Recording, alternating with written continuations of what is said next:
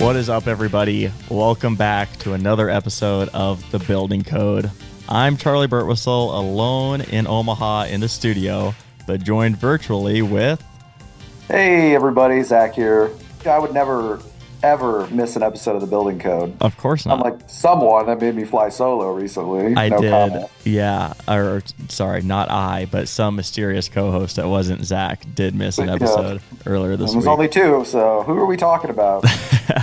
Well, before we get too into today's episode, I've been biting my tongue for a while on this because I wanted to do it live on the podcast. Zach Witovich got another promotion recently to Director of Customer Success. So everyone at home and listening online, let's give a round of applause to Zach. Hey, thanks, man. I appreciate it. My first love is customer success, so it's an honor to get to be part of the department, and I'm humbled. And I mean, if anyone in CS listens to this, I jokingly said, like, I don't deserve it, and I don't think I do, but it's I love Buildertrend, and it's been a great opportunity for me, and I'm excited. Yeah, I'm obviously very happy for you, but I think what's cool in getting to do this podcast with you is I get to see you interact with our builders and our customers and thought leaders across the industry from a front row seat. So taking that and pulling it out from just this environment and displaying it onto 20,000, 30,000 customers is going to do nothing but benefit Buildertrend and the industry as a whole. So really happy for you. I had my fingers crossed that whole time, so I didn't mean any of the nice things I said. We can fall back into our facade of not being friends now. That's right. Well, yeah, today, speaking of our customers, we have an awesome episode with Josh Schaffer at Rog Wilco out in Denver, Colorado. And he actually did an onsite visit. So I'm excited to talk to him a little bit about it as a former onsite consultant. You know, I have a huge fan club for our onsite consulting team because it kind of is like my origin story is how I think of it in my head. So let's get Josh in here and really get to it to talk about his experience with not only Buildertrend, his onsite consulting, and really just all things construction. Hey, Josh, welcome to the Building Code. Really excited to have you on today. A little different for us. I'm virtual, so we're going to figure this out together. Normally, Charley and I are here in the studio. Before we get into some of the topics today, we always like to ask our guests, what's your story? Tell us about how you got in construction and tell us a little bit about your business. Yeah, fellas, thanks for having me. I'm originally from Detroit, Michigan. Our company's though located out in Denver, Colorado. I left after high school and I went to the Air Force Academy, joined the military, and I was a pilot in the military for 10 years. I grew up in construction. My father owned a framing company, and he got into building as well. So I grew up in the industry. And then when I left for high school or left for college, it was I'm never coming back to this ever again. And then when I got out and separated, me and my wife had started flipping houses here in Denver. And then, before I knew it, had gotten my license, and, here we are. We had started, flipping houses, and now we're, building our first apartment this year. So we have employees. So it's, many people think I'm a little crazy for not going and flying for the airlines and grinding it out in the construction development, real estate industry. But here we are, and I wouldn't give it up for anything. So really happy. So just to help our listeners with the timeline a little bit, graduated college. You mentioned you got a company now hiring employees. That's Rog Wilco. What was kind of the transition from kind of doing your own thing, messing around, flipping houses with your wife, to founding the company and seeing it kind of grow over the year? Yeah, I have that, entrepreneurial mindset. So, timeline wise, I graduated in 2008 and I was in the military until I separated in 2020. We started our company in 2017. So for 2-3 years, it was just my wife and I, like, flipping houses on the side, like, stepping out of the jet and then going and working on the houses and things like that. So they would take longer than, we can bang things out now. But, once I separated in January of 2020, right when COVID right when the pandemic kind of kicked off, it was a little nerve-wracking, but, I'd have that entrepreneurial mindset. And, I saw just from, my interactions with subcontractors and just the industry, one, I saw just all of the opportunity that was available, especially in a market like Denver. I saw the shortage, the lack of good, solid general contractors. So for me, it was, just seeing that business opportunity. And then really I'd worked for the man for, 10 years and was definitely over that and wanted to, work for myself. And, I would have always regretted, not trying it and, versus like going to fly for the airlines or something like that. And, so yeah, here we are. Did you end up in Colorado because of Colorado Springs and the Air Force Academy down there? No, I mean, my last duty station, so my last base where I was assigned was here in Denver at a company I did like a liaison position, like as like a test pilot for the civilian company that does a lot of, the armament and things for some of the special operations planes, which one afforded me a lot of like extra side time because it was a small detachment and I didn't have a lot of oversight. So I was able to, leave at 2:00 when I wasn't flying, to go work on houses. But no, my last duty station was here in Denver. So we had already lived here. We had thought about moving back to Detroit, but there wasn't that market, right? That hunger for, good design and things like that just weren't there yet. And we just felt like Denver, you have all these people moving here and it was just, people were, buyers were just gobbling up our stuff and we were putting out a good product. So it really fit. So then maybe tell us a little bit more. I was browsing the website before the podcast here, which looks beautiful, by the way.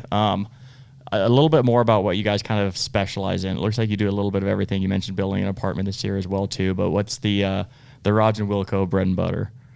Yeah, our bread and butter is, our business is 50-50 between like client work and our own spec work. So, our bread and butter is like a design build project where whether we're buying a piece of land or a client is coming to us with a piece of land and saying, hey, we want X, and it was new for us in that the company started out as just a construction company. And what we found was that we were the client's first call, where I would have thought, usually that first call is to maybe like an architect, right? Of like, hey, we want to build a house or we want to remodel our house. And we always found that we were the first call. Like, hey, we've got an old bungalow here in Denver we want to remodel. And it's like, well, I'm not really your first call, and because they're asking for bids and things like, well, I don't have anything to bid against. You know what I mean? There's no plans. You're not set up, right? So we ended up doing a ton of due diligence for those clients and like helping them get set up. And it's like, okay, go meet with this architect first, and get us some plans and we can consult along the way. And we were doing a lot of that work for free, right? And so it's just last year, we started our own like Rog Wilco design where we do all of our own architecture and interior design. And that's ran by my wife, Colleen. So we kind of fell into that. And then, as far as, because we also have a development company that is really our umbrella company over the construction and design company. So our bread and butter is like our own spec projects. I've never spent $1 on any marketing advertising. So, social media and selling our own projects really kicked off just, hey, look what these guys can do, right? Because I'm kind of I was working against the grain when I would have people call me, hey, can you build me a custom home? It was like, well, I don't have a ton of experience in that, right? So there was some clients that had to kind of put their trust into me that I could get it done. So it was always very helpful to have, I've never done anything in someone else's home that I haven't done on one of my own projects myself. And that's including any commercial stuff, which we've just started to get into. So, as far as being in a niche, we're still trying to find like what our niche is. I'm not, to be completely honest, sure if I want to be building just custom homes for the next 20 years, or, Do we really love this, the commercial side and building an apartment, right? Where just from like a revenue stream, building a 30 unit apartment, I'd have to build 5 or 6 houses, right? To get that same type of revenue, where, those bodies in terms of employees, project management, supervision, I can stick a PM and a super on one job site for 18 months versus like having them spread out against 4 or 5 job sites. So, go back to your original question of like, hey, what's your bread and butter? I would honestly say that we're still figuring that out a little bit. We've tried honestly everything. For me right now, especially on the client side, is, I'm a big problem solver. I love figuring things out. And, we don't turn down basement remodels, and we don't turn down like new custom homes. We kind of flip the tables a little bit, like during our due diligence process of making sure that relationship will work. You know what I mean? I'm all about, enjoying that experience of building someone a home. So, I don't want me or my people to become, just these whipping posts that, it's like, just build this. And we like to have that relationship, right? And we really explain to our clients that, you go from a couple of first dates to having kids, right, overnight sometimes. And so you really have to make sure that relationship works out well, and that, can we see, having a beer in the backyard of this new home, 18 months from now, right? Is that relationship, because there's going to be ups and downs, right, of building someone a home or doing a full interior gut. Like, there's just so many surprises, and you're talking to them every day, and there's so many things to work through. So you have to be sure that, hey, this relationship is going to work. So, I've definitely turned down a lot of work because I didn't see that good fit, right, with that client. To go back to your original question, we're not really sure yet what our direct, exact niche is. We're just honestly enjoying what we have going on right now. We're fully booked out for 2023. We've already got some stuff planned for 2024. So, we're all about, especially for me as an entrepreneur, like finding that balance, between enjoying life, especially during my time in the military. I was gone a lot. I did 8 deployments in 10 years, and it was a lot, right? So there's like finding this good balance between, me and my wife have 4 kids, and there's entering sports and activities. And, it's like, we're not 25, 26 anymore, where we still have that hunger and we'll grind, but we can't work 16 hours a day. You know what I mean? That sometimes it takes. So, for me and my wife, it's about finding just a good balance, a work-life balance, and being entrepreneurs. It makes a ton of sense. A couple of things sticking out to me. I think it's a good thing to diversify the type of work you're doing in construction. We've had a lot of guests on the podcast. Economists even come in and say they see that a lot. You never know what part of the residential or commercial market is going to go where. In 2008, the housing market goes down, and there was some impact on the commercial side, but a lot of builders started to take on more of that. So, and I've even worked with clients where they do have both as insurance. They always have continuous work. So I think that's really normal. It makes a ton of sense. The second thing that's really interesting is we've had a lot of like different guests kind of give us different perspectives on the construction lifestyle. So I really like your take on you were a man of service. You worked for the military. You sacrificed so much, and now construction is a means to end up, give your employees a great life, give you a great life. And I really love that kind of mindset from a business strategy, which is like, this is a means to an end to give back to my community in a different way, but still be able to enjoy my time with my family. Yep. No, exactly. And a lot of those things are just so connected from, my employees. And like you mentioned, not only do I want to have a good work-life balance, I also don't want my employees work until 8 o'clock every night, right? Because then it leads to burnout, and the industry is hard enough, right, as it is with, we have to constantly get better and better at like what we call expectation management with our clients, right? And we have this growing list of, hey, make sure we talk about all of these things. So if there's a lesson learned from another project, make sure we're telling these new clients, like, hey, expect this, right? And especially like logistical nightmares we were dealing with, and because those things, everyone always wants something to blame, or it needs to end somewhere, and it usually ends with the general contractor. So it's setting ourselves up so that we trying to avoid that bad conversation at all costs, which again, a lot of times now falls on my project managers.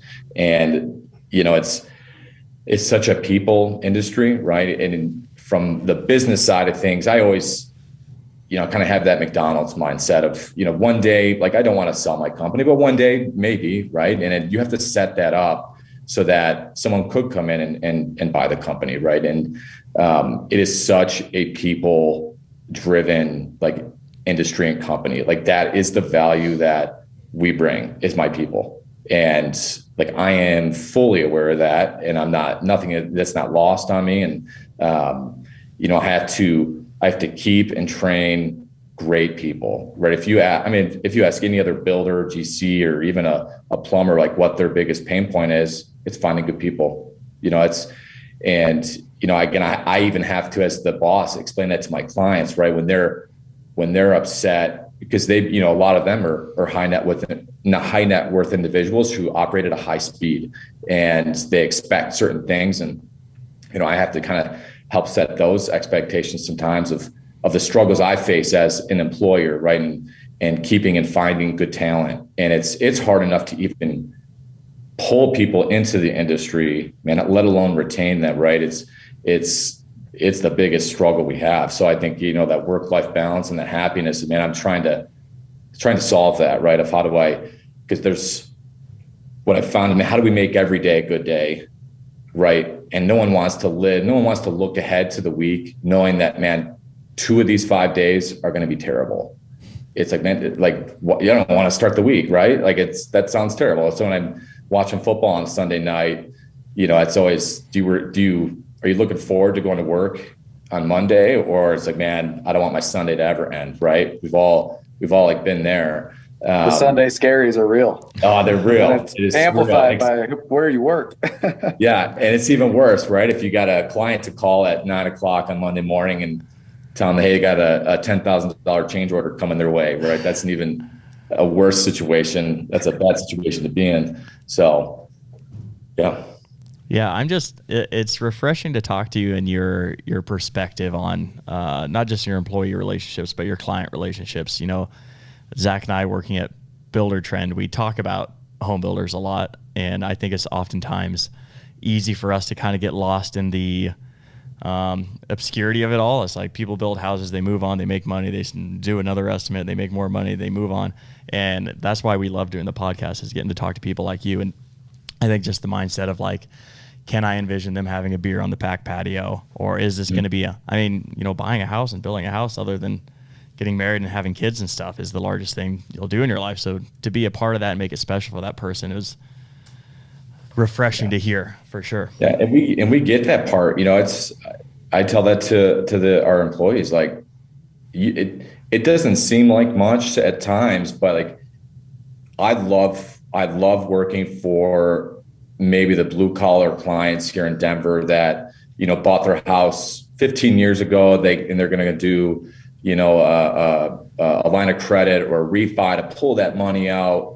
And it's like, man, this couple is trusting trusting us with, a lot of times now, our min projects are like $700,000-$800,000. That's a lot of money. And sometimes we get numb to the fact of like, oh, okay, they have $1 million budget. And it's like, man, no, they're trusting with you $1 million. And a lot of times, like, these people work their butts off, right, to save and buy this house at the right time. And they're never going to do this again. For a lot of it, they're not going to go through this process maybe again until they retire, if that, right? So we understand that and appreciate it. And I don't let, our people ever forget that point. And, that we try and deliver not only a good product, but just like a really good experience, for them.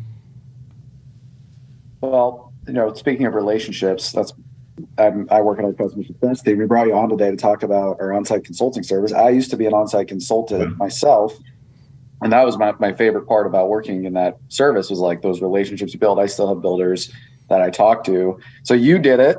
Who was your consultant? I just want to give them a little shout out, and then tell us about your Chloe. Oh, my girl. She was the bomb. Yeah, everyone loved her. Yeah, Chloe is she is a superstar. She's got the brightest of futures. So tell me about that experience and kind of what made you go with on-site consulting, and how did you come to the decision to go through that process to kind of expedite your Buildertrend implementation? Yeah, our story is probably very similar to a lot of other builders. We had signed up, our Buildertrend account was probably nearing like 2 years old. And it was just 6 months ago that we did the on-site consulting. And so, not that we were necessarily doing things wrong, it was as we grew and grew, right? We had our Buildertrend account. We only had, maybe 2 or 3 projects. We weren't utilizing all the functionality, but you can kind of get away with it. But it's like now we have, 10, 12 projects going on. So I got to a point over the summer where my PMs are just on me, right? It's like, we need a better process, but it got to be a better process. And, for me, I'm a prideful guy. I let my pride get in the way for probably 6 months, right? I'm like, no, we can figure this out. We don't have to, so we had done a year of just trying to work our way through it until we got to a point. My senior PM and I, Cassie, went to and on the Buildertrend on the road. It was hosted here in Denver, and we learned about the on-site consulting. And we talked to, I forget who the salesman was, but it was like, this is exactly what we need. And it was, once we started that on-site consulting with just that, kind of due diligence period where we're meeting once or twice a week, which a lot of it was just kind of music to our ears, right? Of, hey, we're not alone. And, Chloe kind of reminding us of that, of like, hey, you guys aren't alone. And it was so refreshing to really, from her, like, hey, this is what other builders do. And you guys aren't alone. Like and it was just good to hear, like, we thought it was like doom and gloom of like, how do we make it better? And Chloe's like, it's not a big deal. You know what I mean? It's like, we got to do this, and this. And, it was really a mindset shift where we dealt with that a lot in the military. But here, that analogy held true of, Buildertrend can't like be customized to like every single builder, right? It's everyone has to learn the tools and how it works, how it's connected. And then we can customize it just the way we operate to use the functionality. And, that's what I had gotten to in one of my first conversations with Chloe was like, I know we have to make this work because I've been out there, I've been searching, like I'm a systems and processes guy and I want this to be clean. And there isn't another solution, for our size company, there's just not another good solution. So through that whole process with her, it was like literally we came out the other side of the tunnel, like almost as like a different company. And, and I'm not like Buildertrend's not paying me to say this, right? But it was just, it's so different now. And the struggles that like my PMs and, they feel better, right? They're more confident in the job they do. They know how everything is connected, right? And it's just almost like a light switched, right? Where it just worked, and it worked out really well. And then, for any other builders or companies out there using it that don't want to take that next step, because of the cost that's maybe associated with it, it's worth it. It's worth it. And it just helped us tremendously. It helped us tremendously. And now we're really, really firing on all cylinders. And honestly, it's so nice. Then one of the outcomes on my end is, once we get clicking and, my supers are filling out their daily logs like they should, and connecting everything. It's such an enjoyable experience for me as the boss, right? To now, that's the first thing I do in the morning is go in and read all the daily logs, right? It's because I don't, I try to tell the PMs, and so I don't want to talk to you guys every day. I love you guys, but I don't want to talk to you every day. Or like, we can use this system, right? And you can lean on me and use me when you need to, and without Buildertrend and little things like that, that's not even possible, right? It's back to texts and emails and phone calls. So, yeah.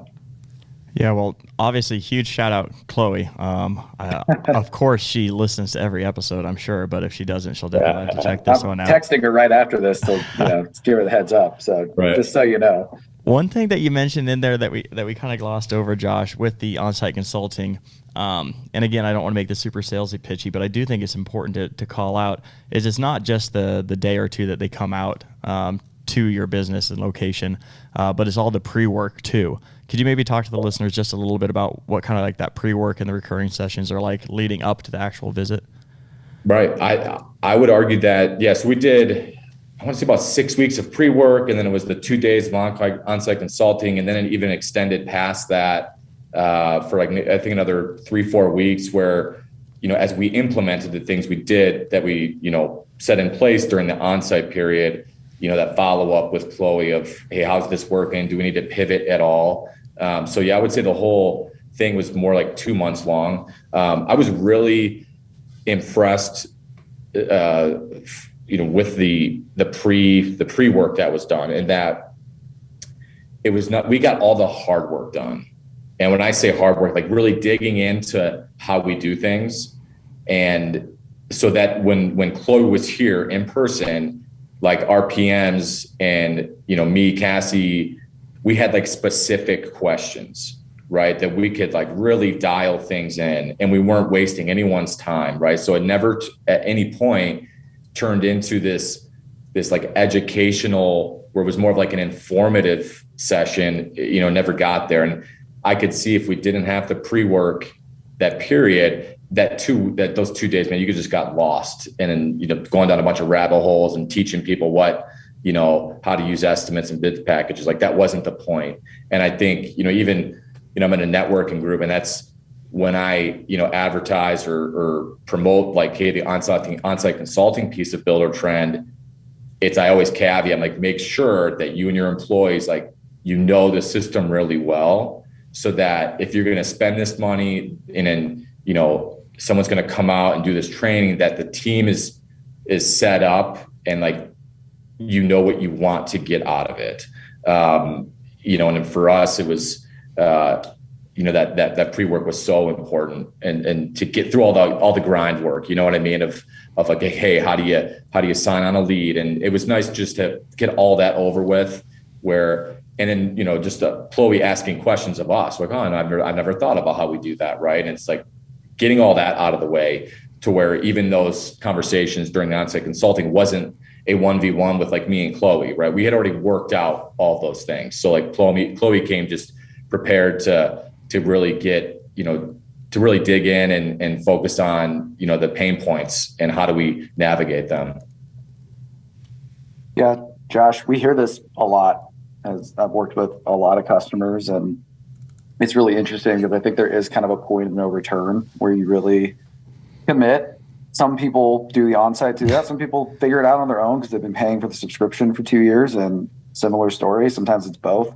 I think what I'm always interested in, because I think you joke about having a lot of pride, like that's not a common trait in contractors. They're not, they're not, I hate to stereotype, but like they've had a process that they've done for a long time. It's made them successful. And when they come to a software vendor and they're like, hey, you're going to have to change a little bit, their reactions can be pretty like, oh, really? Like, I thought I could just get it to do everything I want. And so I'm curious, like in your experience, Chloe's uncovering these things in her process. Like, how much did you actually have to change fundamental structures of your business to make Buildertrend fully work for you?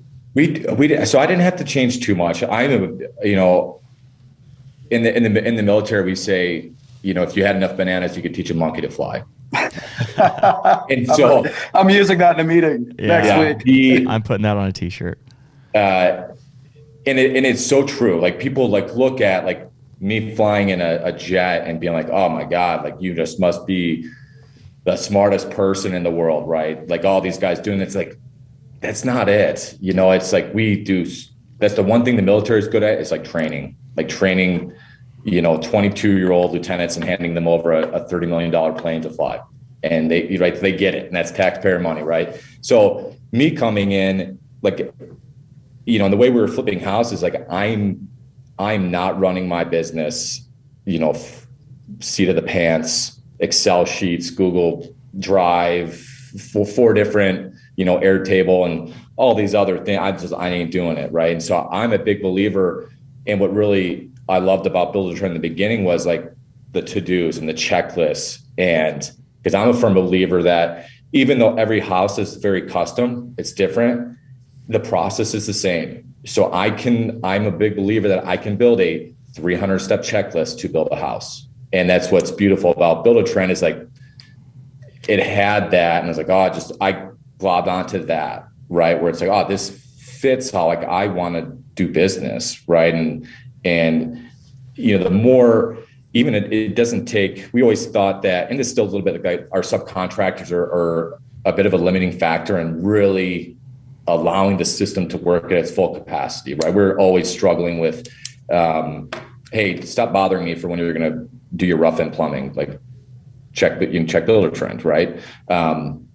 And that's a bit of a process, but we're even working through it. And I find that after a little bit, and we invite our subcontractors to the office. It's like, hey, I know this, I know you're not, technologically savvy, but hey, bring your computer in. I will take time out of my day to show you how to open up this bid package request in your email.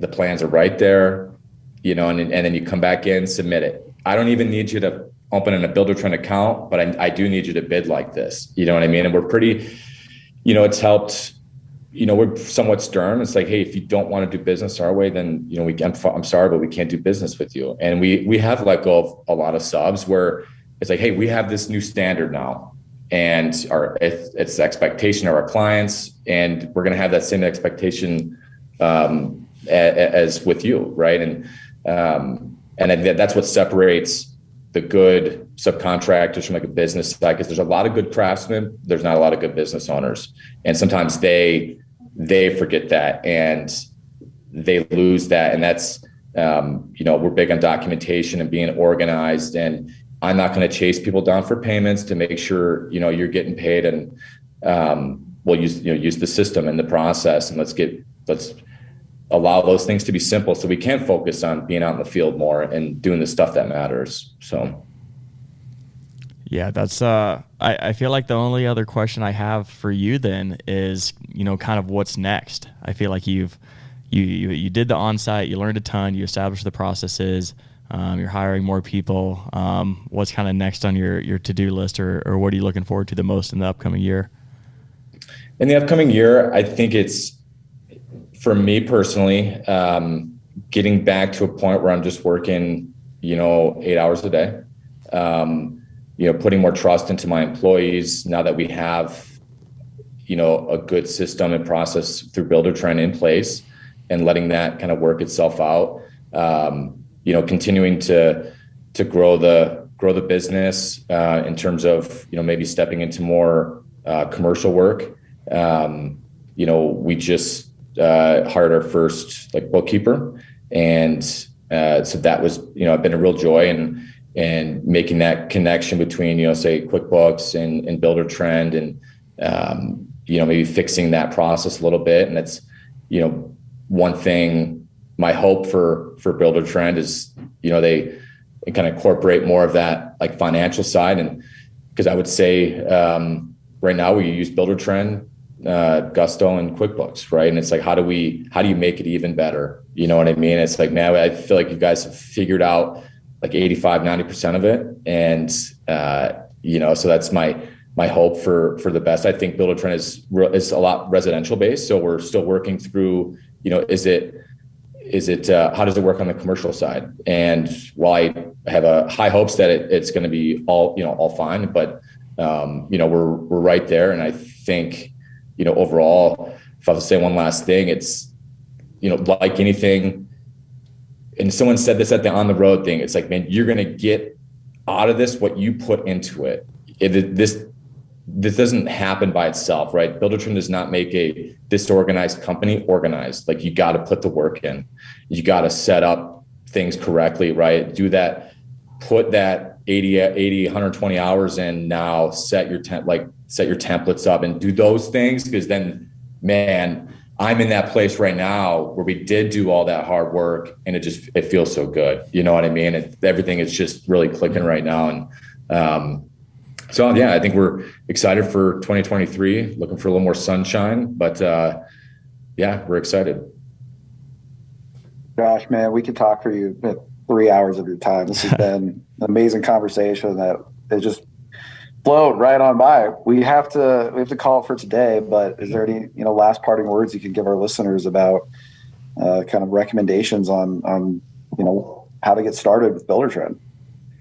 Reach out, go to your website, reach out. I will say that the customer service and, the access that you have available to even down to my super, like it's bar none the best I've ever dealt with, even during my time in the military. So, I even if I know the answer sometimes to a question from like a PM, like I'll force them to just log on and ask you guys, and that's just so that they get comfortable with that, right? Because so yeah, I think it's fairly easy to reach out, and I can most assuredly say people won't regret it.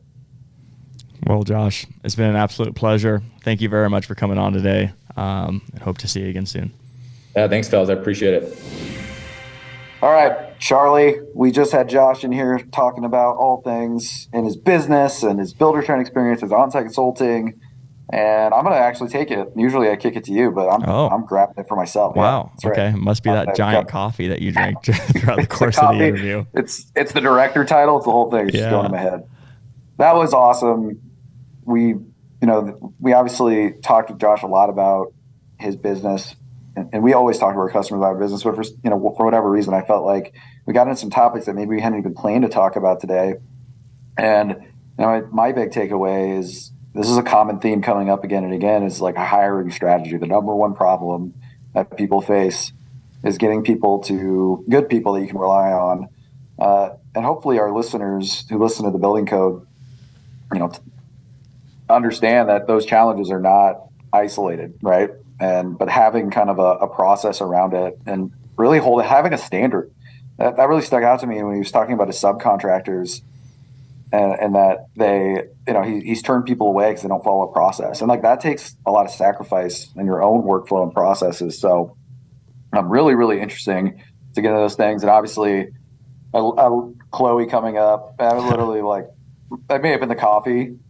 But I was so jacked. Like, I know I'm on Zoom, so maybe my face isn't like on YouTube, but like I just had the goofiest smile because I can see myself. And she's incredible. Our on-site team does an amazing job, and it just fires me up, which is why I wanted to take the intro. What were your takeaways for the outro? Well, Zach, I think you just about nailed them all there. For people that are listening and not watching on YouTube, Zach had like a 5-gallon mug of coffee that he drank throughout the course of that. Shout out caffeine, baby. But no, yeah, Josh was great. I think the only thing that stuck out to me that you didn't already hit on was the way, I asked what seemingly was an easy question that turned out to be quite diverse, is what's your bread and butter? And it was so fascinating to hear him talk through how and why they kind of don't, or I shouldn't say they don't have a bread and butter. They have about 10 different bread and butters. And I think you made the comment when we had, Mark Bow, the economist, on. That was one of the things that he recommended, small to medium sized home builders do, is diversify their business. See if there's, small commercial projects that you can take on. See if you can get into the remodeling space. And that's just going to not only increase your client base, for the next round of projects and word of mouth and things like that, but also just make you a more kind of solid foundation business to be able to weather all sorts of different kind of storms. So yeah, Josh was on. I feel like everyone Nicole does such a great job booking all of our guests. Every person that we talk to is just I'm fascinated by. So yeah, I think that was about it. You got anything else? That's it. Just make sure you like, comment, subscribe. Check us out on YouTube. Sometimes we're in the studio. Sometimes we're not. You never know where we're going to be.